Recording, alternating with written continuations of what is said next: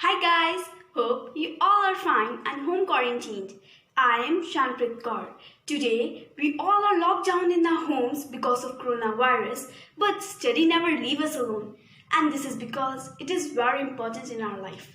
So, thinking about that, I decided why not to share my knowledge with you. So, in this video, I will be going to explain you about commutative property for integers, whole numbers and rational numbers. So, what do you say? Shall we begin? Friends, first of all, let's know what commutative property really is. Commutative property states that the order of digit does not matter and the answer always remains same. For better understanding, let's check out this example. 5 plus 2 is 7.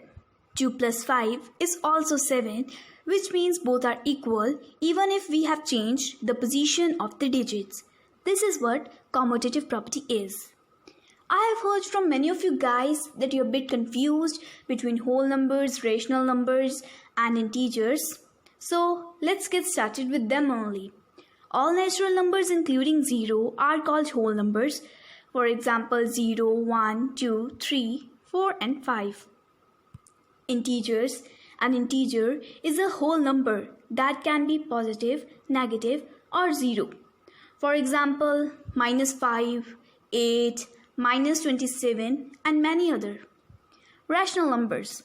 A number which we can write in the form of p upon q, where p and q are integers and q is not equal to 0. That number is called a rational number.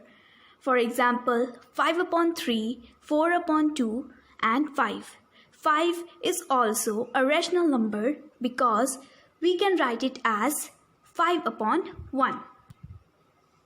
So guys, let's make progress towards commutative property for whole numbers. Number 1 is addition. 5 plus 3 is 8 and 3 plus 5 is also 8, which means it gives a yes. Number 2 is subtraction. 5 minus 3 is 2, whereas 3 minus 5 is -2, which are not equal. So subtraction gives a no. Multiplication. 5 into 3 is 15 and 3 into 5 is also 15. So for multiplication, it is a yes. Division. 5 divided by 3, that is 1.66, whereas 3 divided by 5, that is 0.6, which is not equal to each other. So after inspecting for commutative property for whole numbers, we came to an end that whole numbers are commutative under addition and multiplication but not under subtraction and division. Moving forward towards commutative property for integers, number 1 is addition. 2 plus 5 is 7 and 5 plus 2 is also 7, which are equal. So it gives a yes for commutative property for integers. Number 2, subtraction. 2 minus 5 is -3, whereas 5 minus 2 is 3. So, no. Multiplication. 5 into 2 is 10 and 2 into 5 is also 10, which means integers are commutative under multiplication. For the last is division. 2 divided by 5 is 0.4, whereas 5 divided by 2 is 2.5, which are not equal to each other. So, we may get to know that integers are commutative under addition and multiplication only. Looking forward towards commutative property for rational numbers. Addition. 3 upon 4 plus 6 upon 4 is 9 upon 4 and 6 upon 4 plus 3 upon 4 is also 9 upon 4, which means addition gives a yes for commutative property for rational numbers. Number 2 is subtraction. 3 upon 4 minus 6 upon 4, that is -3 upon 4, whereas 6 upon 4 minus 3 upon 4 is only 3 upon 4. So, no, subtraction gives a no for rational numbers under commutative property. Multiplication. 3 upon 4 into 6 upon 4, that is 18 upon 16.